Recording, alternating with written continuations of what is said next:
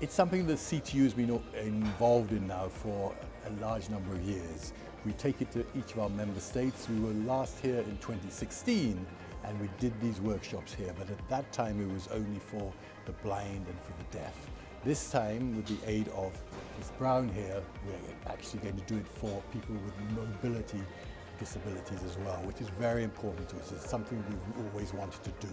So we're really excited about that, so that we've expanded our offering, so to speak.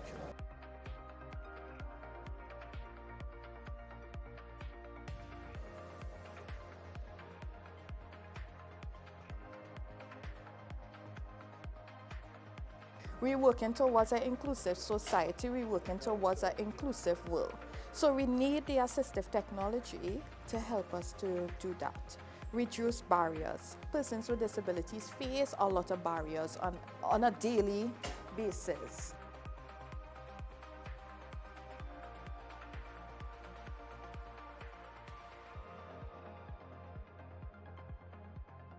And this workshop, it is a vast amount of tools, tangible tools that can be used. And so we need to make sure that this is accessible for all of our persons here.